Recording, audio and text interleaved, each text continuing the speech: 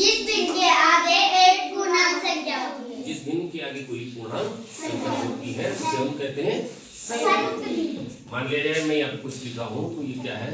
4 सही, 3 सही, 1/4।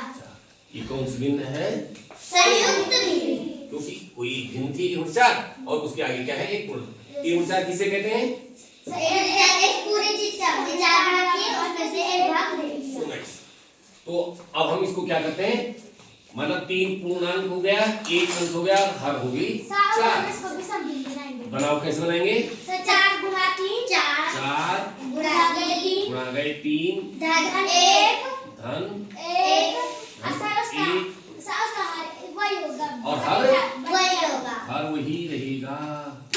4 गुणा 4 3 12 धन 1 13 13 बटे 4 4 कैसे भिन्न होगी बेटा? सर भी भिन्न।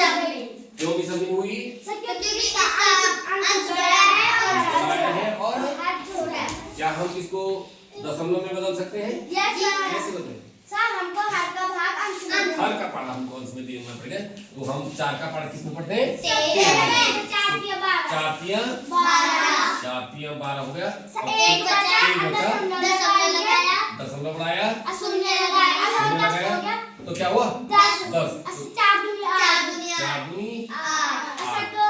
2 बचा। फिर दशमलव लगाना का तो शून्य क्या हो गया? 20 4 पंजे 20। मतलब 3 सही 1/4 का मान 13/4 भी है और 3.25 भी है। इसी प्रकार हम 3.25 को अगर हम इसी 3.25 को हम क्या किस में बदलेंगे? विषमित में बदलेंगे या संयुक्त में क्या हम बदल सकते हैं? हम क्या करते हैं? जिसका हर कुछ नहीं होता उसका क्या करेंगे? सर उसका हर एक हाँ एक होता है। 3.25 तो है हमारे पास, उसके बटे 1 कर लेंगे और जिसका हम गणित की भाषा में कहते हैं क्योंकि 1 से भाग देने पर किसी संख्या का मान नहीं बदलता है। लॉजिक तो ये है ना, किसी संख्या को 1 से गुणा करने पर या 1 से भाग करने पर मान नहीं बदलता, इसलिए हम ये करते हैं। अब दशमलव के कितना स्थान है भाई? भाई यहाँ पे 1 और 2 तो हम यहाँ पे कितने से गुणा कर देते हैं? 100 से। कितने से? 100 से। अंश को भी गुणा करेंगे और हर को भी गुणा करेंगे। अंश को भी गुणा करेंगे और हर को भी।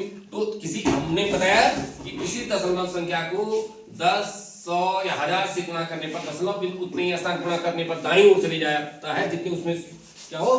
शून्य हो। कितनी शून्य है?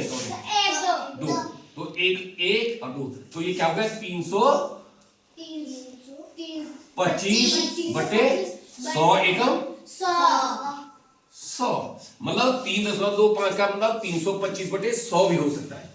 एक अगर ऐसा प्रश्न पूछा जाएगा कि 3.25 का मान है 325 बटे 100 425 बटे 100 425 बटे 1000 तो आप सही क्या कहेंगे?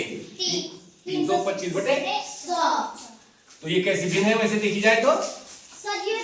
विषम। क्यों? क्योंकि इसका अंश बड़ा है और हर छोटा है।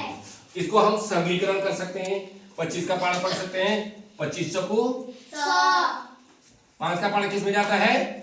5 का पारा जिस संख्या के इकाई का अंक 0 या 5। Very good. यदि किसी संख्या का इकाई का अंक 0 या 5 होगा तो उसमें 5 का जाएगा। तो अगर 5 यहाँ भी 0 है, यहाँ 5 है तो 5 का जाएगा। 5 का जाएगा तो क्या 25 का भी जाएगा। देखते हैं ट्राई कर। 25 चौको 100 और 25 एकम 32 में से 25 चला कितना बचता भाई? 7 और 7 के पीछे 5 लगाया कितना हो गया? 75 तो फिर ये क्या आ गया? 13 यही आ गया ना बेटा? Yes sir. ये फिर से वो भी तो सही बन गई। अर्थात 325 बटे 100 या 13/4 क्या है? समतुल्य भिन्न है। समतुल्य भिन्न माने समान। बस जैसे 1/2 के समतुल्य क्या हो सकती है? 2 से गुणा करें 2 एकम 2 2 दूनी 4। अगर 3 से गुणा करेंगे 3 एकम 3 दूनी और 4 से गुणा 4 एकम 4 कम 4 दूनी 8। फिर या 5 से गुणा करेंगे 5 एकम 5 दूनी ये 8 ऐसा लग रहा है जैसे लग रहा है।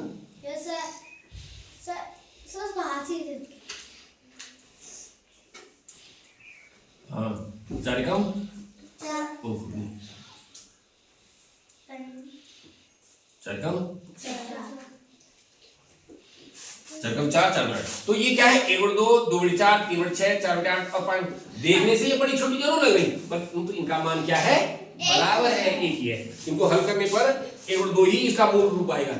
इसको 1 बटे 2 है, काटने पर 2 से गुणा करेंगे अंश को भी, हर को भी 3 से गुणा करेंगे अंश, तो भिन्न का मान नहीं बदलेगा। ऐसे इसको कहते हैं समतुल्य भिन्न।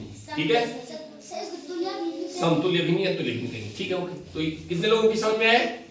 ठीक है, थैंक यू।